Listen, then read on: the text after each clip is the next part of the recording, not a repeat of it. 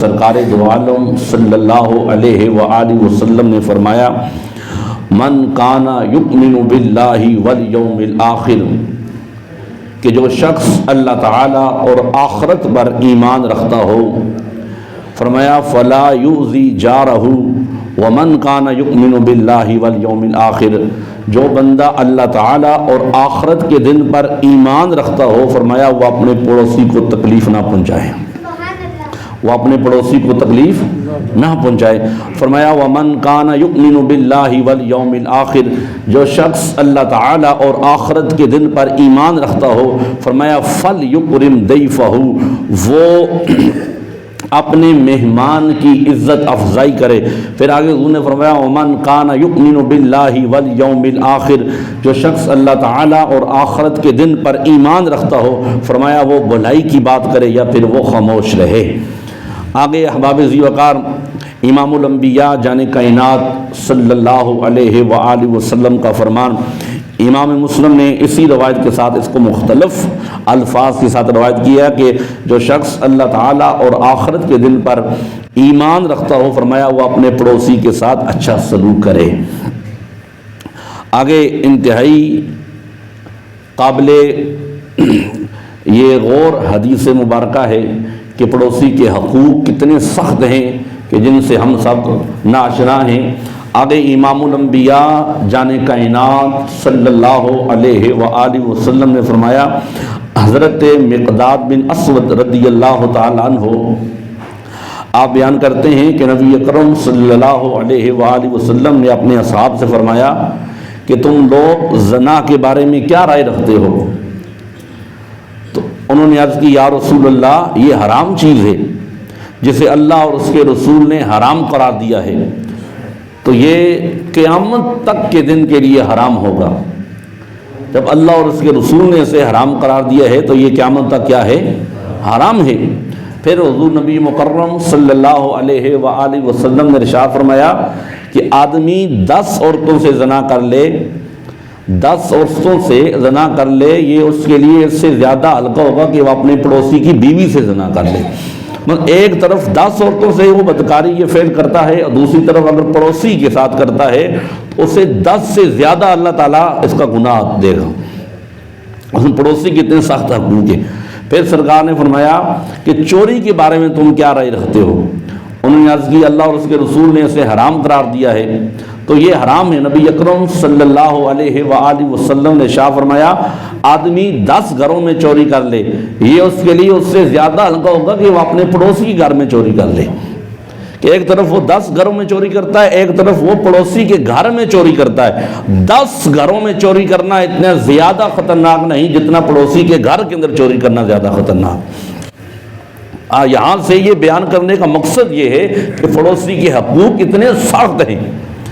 آگے امام الانبیاء جان کائنات صلی اللہ علیہ وآلہ وسلم کے غلاموں، دل کے کانوں سے آپ نے اس حدیث مبارکہ کو سننا ہے، اور میرے اور آپ کے لیے یہ حدیث بڑی قابل غور ہے اور کتنی سخت وعید ہے۔ شاید حضور کے صحابہ یہ حدیث مبارکہ سن کے کام گئے ہوں گے، تڑپ گئے ہوں گے۔ سرکار دو عالم صلی اللہ علیہ وآلہ وسلم کا فرمان، حضرت ابو ہریرہ اس حدیث کے راوی ہیں، سرکار نے فرمایا واللہ لا یؤمنو واللہ لا یؤمنو واللہ لا یؤمنو، فرمایا او میرے غلاموں اللہ کی قسم وہ شخص کبھی مومن نہیں ہو سکتا، اللہ کی قسم وہ شخص کبھی مومن نہیں ہو سکتا، اللہ کی قسم وہ شخص کبھی مومن نہیں ہو سکتا۔ 3 بار حضور نے تاکید کے ساتھ یہ جملے ارشاد فرمائے، کیا؟ اللہ کی قسم وہ شخص کبھی مومن نہیں ہو سکتا۔ قیل من یا رسول اللہ، حضور وہ کون ایسا شخص ہے جس کے بارے میں آپ فرما رہے ہیں وہ مومن نہیں ہو سکتا؟ توجہ میرے نبی کے غلاموں، بڑا قابل غور جملہ۔ امام الانبیاء نے فرمایا الذی لا یأمن جارہ بوائقہ، فرمایا وہ شخص مومن نہیں ہو سکتا جس کی شرارتوں سے اس کا پڑوسی محفوظ نہ ہو۔ کون محفوظ نہ ہو؟ پڑوسی اس کا محفوظ نہ ہو۔ امام الانبیاء نے فرمایا وہ شخص کبھی مومن نہیں ہو سکتا۔ یقیناً جب حضور نے یہ جملے ارشاد فرمائے ہوگے صحابہ تو کام کیوں گے، تڑپ کیوں گے؟ ایسا کون بندہ ہے جس کے بارے میں حضور فرما رہے ہیں کہ وہ بندہ مومن نہیں ہو سکتا؟ اب سوال کیا صحابہ پیغمبر نے یا رسول اللہ وہ کون بندہ ہے جو مومن نہیں ہوتا؟ امام الانبیاء نے فرمایا جس کی اذیتوں سے، جس کی شرارتوں سے اس کا پڑوسی محفوظ نہ ہو۔ اب دیکھیں آگے دوسری روایت میں فرمایا لا يدخل الجنہ، اور دوسری روایت یہ حضور نے فرمایا اللہ اسے جنت کے اندر داخل نہیں فرمائے گا۔ اب یہ بظاہر ہمیں یہ بات ویسے عام سی نظر آتی ہے، لیکن یہ کتنی سخت وعید ہے۔ آج حالات آپ کے سامنے ہیں، ہماری یہ کوشش ہوتی ہے جب تک ہم پڑوسی کو اذیت نہ دیں، دکھ نہ پہنچائیں، تکلیف نہ پہنچائیں نا، اگر گھر میں ساتھ میں کوئی بندہ بیمار ہے، دکھ درد میں ہے، یا کہیں فوتگی ہوگی ہے، تو ساتھ گھر میں اگر شادی لگی ہے، کوئی بندہ اگر آ کے یہ بھی کہہ دیتا ہے بھائی جان آپ سادگی ساتھ کر لیں، یا تھوڑی اس کی آواز آپ سلو کر دیں، لیکن پھر ہمارا آگے سے جو رویہ وہ کیا ہوتا ہے، آپ کو کیا یار آپ کے گھر میں لگے، ہمارے اپنے گھر میں لگے، آپ اپنا کام کریں۔ آواز سلو کرنا تو دور کی بات ہے، پھر وہی سارا میوزک چل رہا ہوتا ہے، ہمیں ذرا بھی پرواہ نہیں ہوتی کہ ساتھ گھر میں کیا ہو رہا ہے۔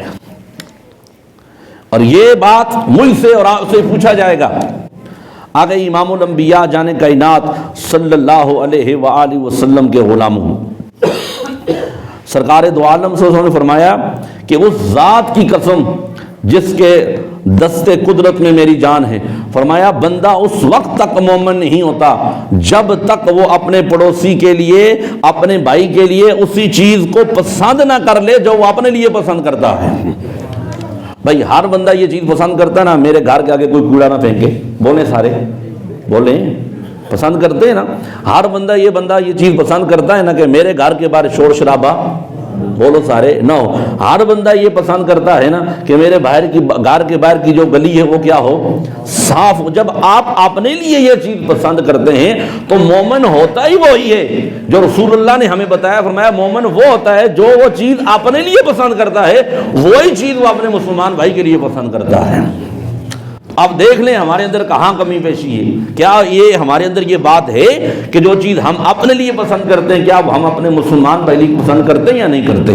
آگے حدیث مبارکہ سنیں، اور کام جاتا ہے بندہ جب یہ حدیث مبارکہ سنتا ہے۔ خدا کی قسم حضرت کعب بن مالک رضی اللہ تعالیٰ عنہ آپ یہ روایت نقل کرتے ہیں کہ ایک شخص حضور کی خدمت میں حاضر ہوا، توجہ رکھنے سے میری طرف دیکھیں، ایک بندہ حضور کی چوکٹ پہ حاضر ہوا اور اس نے عرض کی یا رسول اللہ میں بنو فلاں کے محلے کا رہائش پذیر ہوں، فلاں جگہ کا، ان میں سے میرے نزدیک سب سے زیادہ پریشانی کا باعث وہ شخص ہے جس کا گھر میرے گھر کے سب سے زیادہ قریب ہے۔ کیا ہے؟ میرے گھر کے سب سے زیادہ قریب ہے، وہ شخص میرے لیے سب سے زیادہ پریشانی کا باعث ہے، مجھے تکلیف پہنچاتا ہے، دکھ پہنچاتا ہے۔ توجہ، سرکار دو عالم صلی اللہ علیہ وآلہ وسلم نے جناب سیدنا صدیق اکبر کو اور حضرت عمر کو، حضرت علی کو بھیجا، فرمایا جاؤ۔ وہ لوگ اس محلے کی مسجد میں آئے، صدیق اکبر، فاروق اعظم، حضرت مولا علی محلے کی مسجد میں آئے اور دروازے پہ کھڑے ہو کر انہوں نے بلند آواز میں یہ اعلان کیا، اور اعلان کیا تھا، فرمایا خبردار 40 گھروں تک پڑوس ہوتا ہے۔ کتنے؟ 40 گھروں تک پڑوس ہوتا ہے۔ اور آگے صدیق اکبر فرما رہے اور محلے کی مسجد کے دروازے پہ کھڑے ہو کے فرما رہے میرے نبی کے غلاموں، فرمایا 40 گھروں تک پڑوس ہوتا ہے، فرمایا وہ شخص جنت میں داخل ہی نہیں ہوگا۔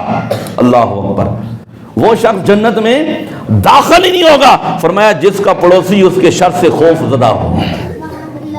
کیا ہو؟ سارے بول، جس کا پڑوسی اس کے شر سے خوف زدہ ہو۔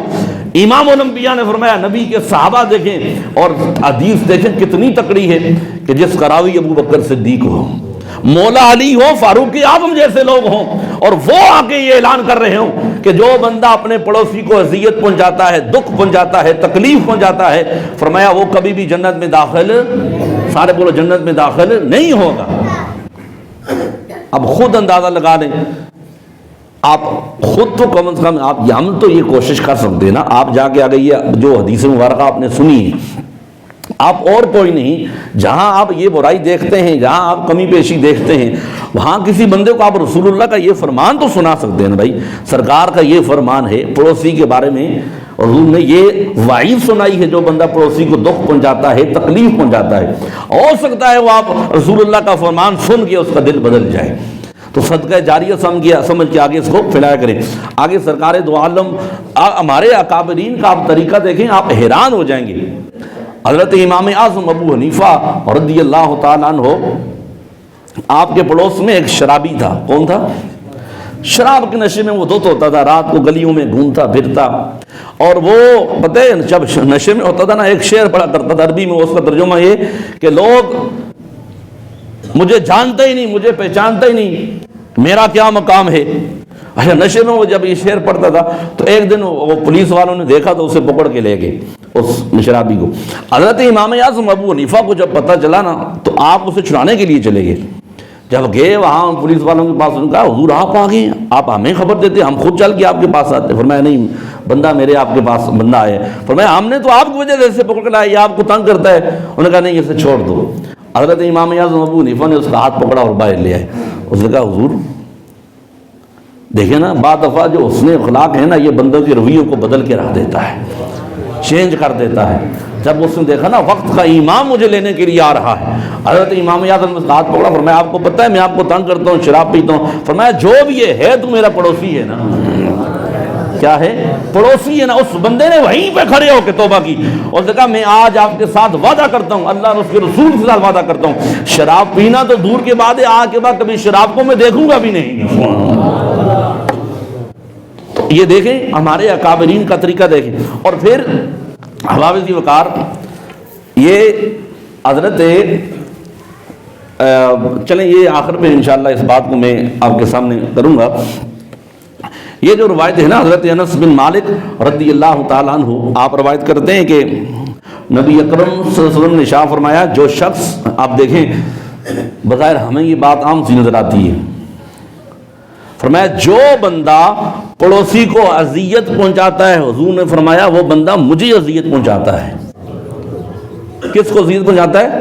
مصطفیٰ کریم کو اذیت پہنچاتا ہے۔ پھر سرکار نے فرمایا جو شخص مجھے اذیت پہنچاتا ہے، فرمایا وہ اللہ تعالیٰ کو اذیت پہنچاتا ہے۔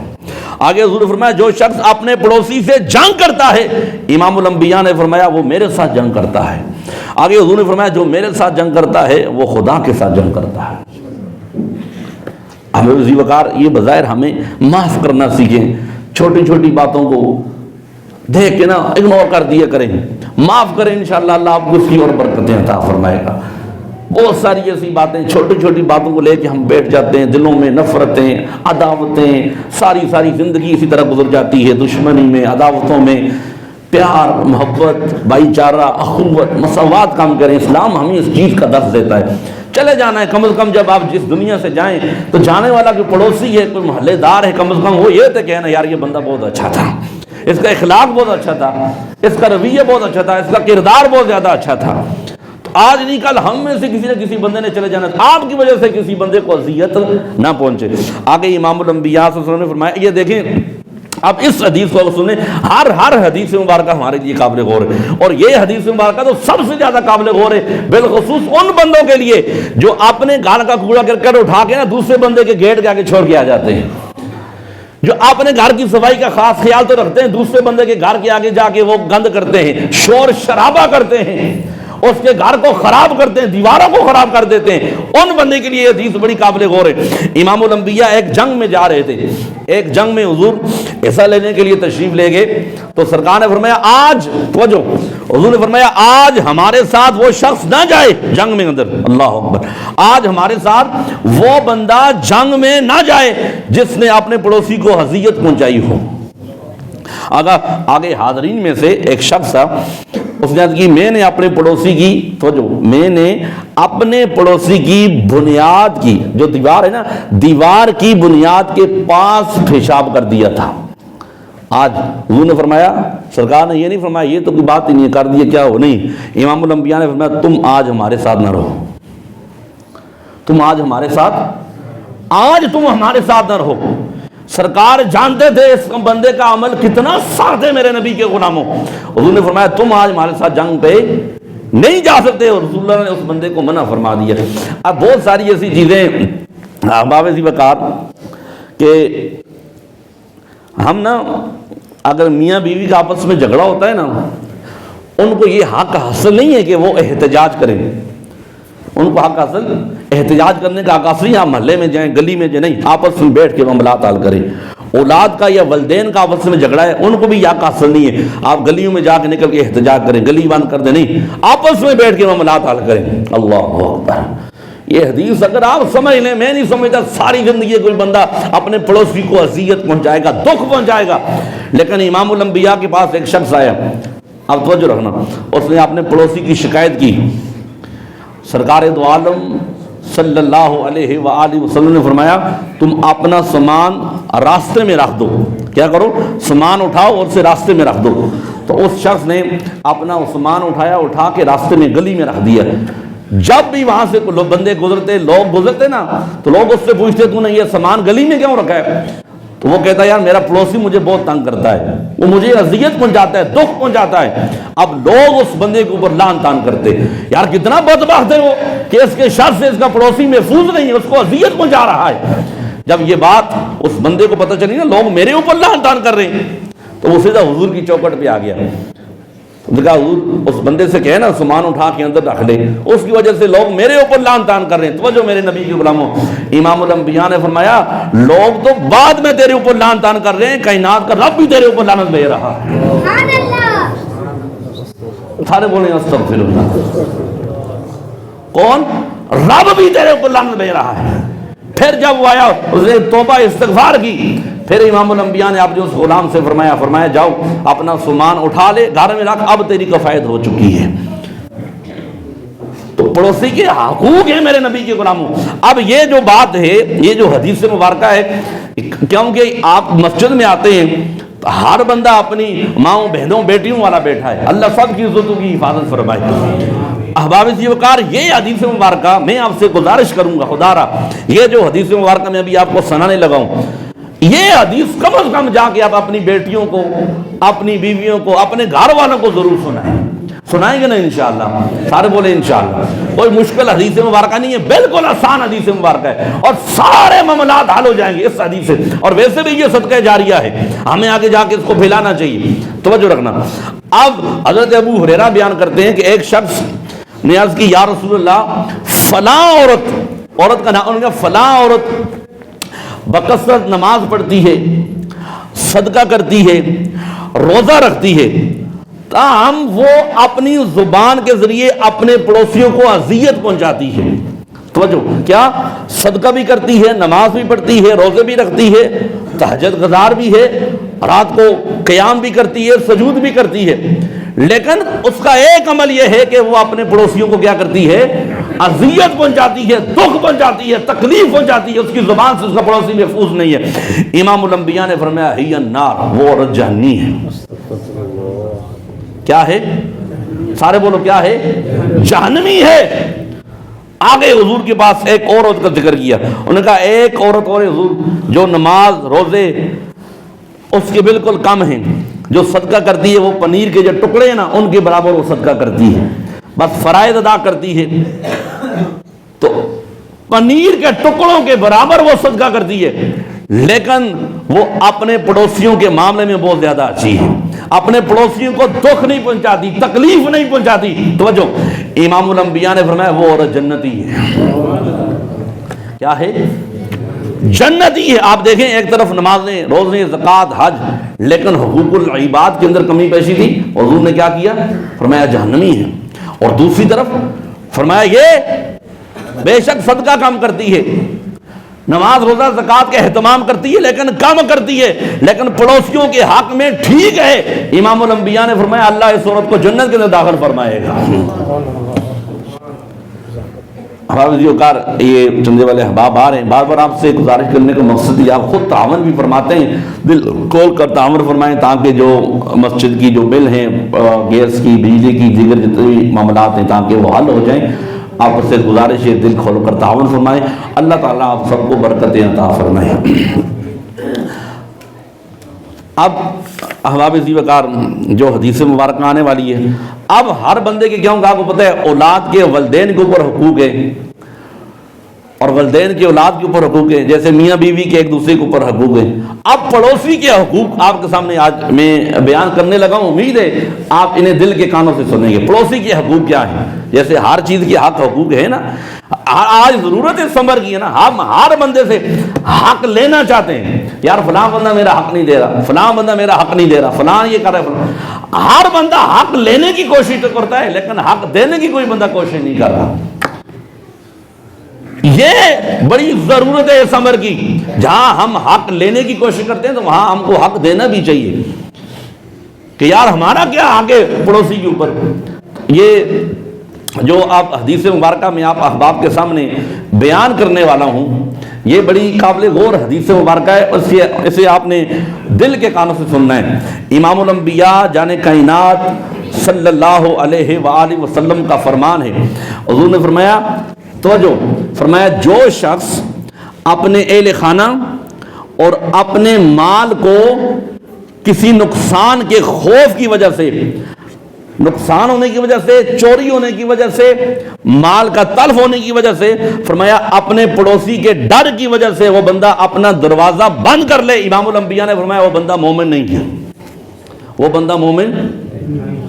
آپ کے گھر میں ساتھ پڑوسی ہے لیکن آپ دروازہ اس لیے بند کرتے ہیں، آپ کو یقین ہے کہ یہ بندہ میرے گھر کا مال تلف کرے گا، چوری کرے گا، نقصان پہنچائے گا، اس وجہ سے آپ اپنے دروازے کو بند کر دیتے ہیں۔ امام الانبیاء نے فرمایا پھر وہ بندہ مومن، وہ جو نقصان پہنچانے والا ہے پڑوسی، وہ بندہ مومن نہیں جس کے خوف اور ڈر کی وجہ سے ساتھ والا پڑوسی کیا کرے، اپنے گھر کا دروازہ بند کر دے۔ اب دیکھیں یہ کتنی سخت وعید ہے امام الانبیاء کے غلاموں۔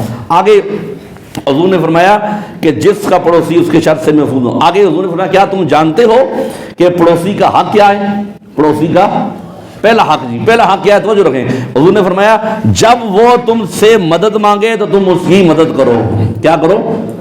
مدد کرو۔ اگر تم مدد کر سکتے ہو کوئی مسئلہ نہیں ہے، 2 منٹ جانے کے لیے ہمارے یہاں دیکھا کہ ہم اس کے دکھ کے اندر، تکلیف کے اندر اس کے معاملات ہم مداوع کر سکتے ہیں لیکن ہم جان بوجھ کر نہیں جاتے۔ بھائی اگر آپ کی وجہ سے اس کے معاملات حل ہو سکتے ہیں، بہت سارے احباب یہاں بیٹھے ہیں جنہیں میں جانتا ہوں وہ گھر میں بلا کر لوگوں کو، غریبوں کو، فقراء کی، مساکین کی مدد کرتے ہیں، ان کے معاملات حل کرتے ہیں۔ تو جب آپ یہ کر سکتے ہیں ضرور کریں۔ اور حدیث مبارکہ کے اندر آتا ہے امام الانبیاء نے فرمایا کوئی بندہ میرے پاس مدد کے لیے آئے، اپنی حاجت کے لیے آئے، توجہ اس حدیث کو سنیں اور توجہ رکھیں کہ اسلام کس قدر خوبصورت دین ہے میرے نبی کے غلاموں۔ جب وہ بندہ میرے پاس آئے اور ایک طرف مجھے مسجد نبوی میں اعتکاف کرنے کا موقع ملے، میں اعتکاف کرنے کی نیت سے بیٹھا ہوں، فرمایا ایک طرف کوئی بندہ میرے پاس مدد کے لیے آئے، حاجت کے لیے آئے۔ اب دیکھیں مسجد نبوی کا اعتکاف اور حضور کا اعتکاف، امام الانبیاء نے فرمایا میں اعتکاف کو چھوڑ دوں گا، اپنے اس غلام کی مدد کے لیے چلا جاؤں گا۔ اب دیکھیں کتنی بڑی بات ہے کسی مسلمان کی مدد کرنا، اس کی حاجت کو پورا کرنا۔ پہلا یہ ہے کہ جب تم سے وہ مدد مانگے تو اس کی مدد کرو۔ آگے حضور نے فرمایا کہ جب وہ بیمار ہو تو تم اس کی عیادت کرو، جب اسے کوئی بھلائی نصیب ہو تو تم اس کو جا کے مبارکباد دو۔ یہ نہیں کرنا اس کے پاس نئی گاڑی آ گئی ہے، نیا مکان ہے، پیسہ ہے، دولت کہاں سے آئی ہے، کہاں سے نہیں آئی، یہ آپ سے نہیں پوچھا جائے گا۔ آپ اسے جا کے مبارک دیں اللہ نے آپ کو اچھا گھر عطا فرمایا ہے، اچھی گاڑی عطا فرمائی ہے، یہ آپ مبارکباد دو گے، آپ سے مصطفیٰ بھی راضی ہو جائے گا، مصطفیٰ کا خدا بھی راضی ہو جائے گا۔ بس یہ شریعت ہے جو آپ سے کہا ہے۔ آگے امام الانبیاء نے فرمایا اس کے بعد اور کون سا آگے فرمایا جب وہ تم سے قرض مانگے تو تم اسے قرض دو، جب وہ فقیر ہو اسے قرض دو۔ پھر امام الانبیاء نے فرمایا جب اس سے کوئی مصیبت لاحق ہو جائے تم اس کی تہذیت کرو، اس کی مدد کرو۔ امام الانبیاء نے فرمایا جب وہ مر جائے تم اس کے جنازے کے ساتھ جاؤ اور اس کے مقابلے میں اونچی عمارت نہ بناؤ۔ اللہ اکبر۔ اگر آپ تیسری بلڈنگ بنا رہے ہیں نا یا چوتھی بلڈنگ بنا رہے ہیں، سامنے آپ کا پڑوسی ہے، امام الانبیاء نے فرمایا اس کی اجازت کے بغیر تیسری بلڈنگ نہ بناؤ۔ یا رسول اللہ کیوں؟ فرمایا اس کی ہوا رک جائے گی۔ لاؤ نا ایسا دین، کیا ہوگا؟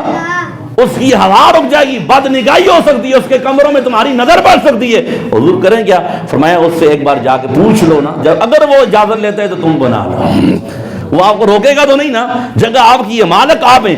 لیکن اسلام دین دیکھنا، فرمایا جب تم تیسری بلڈنگ بناؤ یا دوسری بلڈنگ بناؤ، فرمایا اپنے پڑوسی سے پوچھ لو، اس لیے کہ کہیں اس کی ہوا نہ رک جائے۔ اب یہ دیکھیں یہ دین ہے۔ آگے امام الانبیاء نے فرمایا جب تم اپنی گندگی کی بو کے ذریعے اسے اذیت نہ پہنچاؤ، یہ جو گند وغیرہ پھینکے نا اسے اذیت نہ پہنچاؤ۔ پھر حضور نے فرمایا تم اپنی ہانڈیا کی بو کے ذریعے اذیت نہ پہنچاؤ، البتہ اگر تم اس کی طرف تھوڑا سا سالن بھیج دو تو یہ معاملہ مختلف ہے۔ جب ہانڈی پکاؤ نا تھوڑا شوربہ زیادہ کر دو تاکہ پڑوسی کو اذیت نہ پہنچے اس کی خوشبو سن کے، آپ تھوڑا سا سالن اس میں سے اپنے پڑوسی کو بھیج دو۔ امام الانبیاء نے فرمایا اگر تم، اللہ اکبر، اگر تم پھل خریدو تو اسے تحفے کے طور پر بھیج دو، پھل لے کے آتے نا تحفے کے طور پر تھوڑے پڑوسی کو بھیج دو۔ اگر تم ایسا نہیں کرتے، نہیں بھیجتے پھل، امام الانبیاء نے فرمایا پھر پھل نہ پوشیدہ لے کر جاؤ، چھپا کر لے کے جاؤ، اس کے بچوں کے سامنے نہ لے کے جاؤ۔ فرمایا جب اگر تم اس کے بچوں کے سامنے پھل لے کر جاؤ گے تو ہو سکتا ہے اس کے بچے اس سے مطالبہ کریں پھلوں کا اور وہ انہیں نہ آ کے دے سکے۔ تو حضور نے فرمایا کہ یہ بات بڑی قابل غور ہے میرے نبی کے غلاموں۔ یہاں تک ایک روایت ہمیں یہاں ملتی ہے کہ یہ ہے دین، یہ روایت ملتی ہے فرمایا کہ جو پھلوں کے جو چھلکے ہیں فرمایا وہ چھلکے بھی اس کے سامنے نہ پھینکو تاکہ اس کو اذیت نہ پہنچے، اس کے بچوں کو تکلیف نہ پہنچے، دکھ نہ پہنچے۔ تو یہ جو حدیث مبارکہ ہے نا، آپ کے محلے میں کوئی بندہ شیعہ ہے، کوئی اہل حدیث ہے، کوئی دیوبندی ہے، کوئی سنی ہے، کوئی بریلوی ہے، کوئی جو بھی ہے، یہ آپ سے نہیں پوچھا جائے گا، آپ سے نہیں پوچھا جائے گا میرے نبی کے غلاموں۔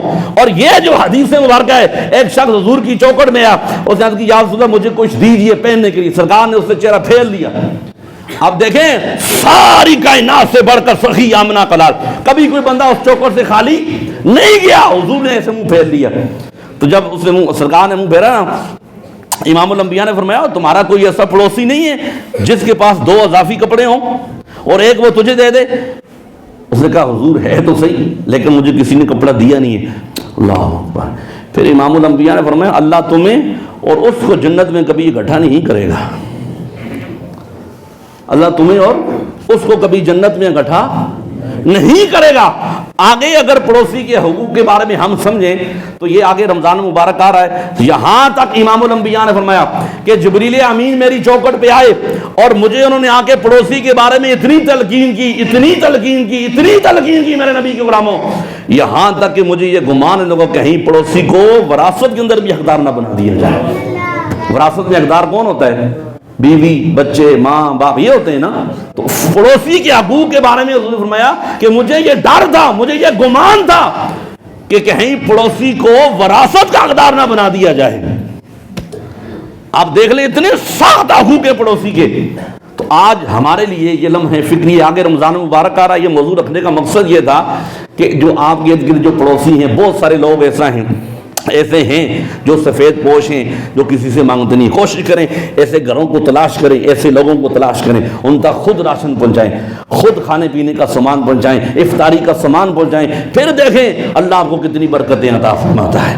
یہ آپ تو ظاہر ہم مسلمان ہیں، پھر وہ نام کی مسلمان ہیں، کھجوریں آپ کو پتہ ہے مہنگی ہو جائیں گی، فروٹ مہنگا ہو جائے گا، یہ ساری چیزیں ہم کیا کریں گے، وہ اس کو کیا کہتے ہیں گٹھی کا کے رکھیں گے، چھپا کے رکھیں گے۔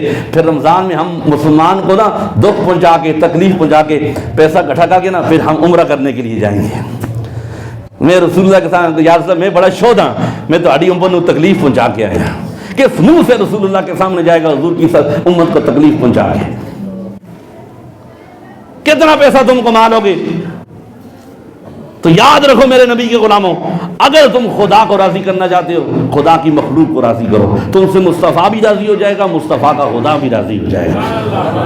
اللہ تعالیٰ ہم سب کو رمضان مبارک کی برکتیں عطا فرمائے، صحیح معنوں میں اس کا حق ادا کرنے کی توفیق عطا فرمائے۔ حقوق اللہ کے ساتھ ساتھ اللہ ہمیں حقوق العباد کا بھی خیال رکھنے کی توفیق عطا فرمائے۔ یہ جو آپ کا ہے نا مسجد میں آپ کے ساتھ بندہ بیٹھا ہے، یہ بھی آپ کا پڑوسی ہے۔ قرآن نے کہا ہے وَالصَّاحِبِ بِالْجَنبِ وَابْنِ السَّبِيلِ، جب تک آپ کے ساتھ بیٹھا ہے یہ آپ کا پڑوسی ہے۔ اگر آپ اسے تکلیف پہنچائیں گے، آگے یہ نماز پڑھ رہے ہیں، پیچھے آپ باتیں کر رہے ہیں، آپ کو جیسے اس کو تکلیف پہنچی ہے، تو فرمایا یہ بھی آپ سے پوچھا جائے گا۔ اگر آپ اس کی گردنوں کو پھیلا کر آئیں، یہ بھی آپ سے پوچھا جائے گا۔ اگر مسافر کا آپ کے ساتھ کوئی پڑوسی ہے، اس سے بھی آپ بارے میں آپ سے پوچھا جائے گا۔ یہ یاد رکھیں، اللہ تعالیٰ سے دعا ہے اللہ ہم سب کو عمل کی توفیق عطا فرمائے۔ وآخر دعوانا الحمدللہ رب العالمین، سنت ادا فرمائے۔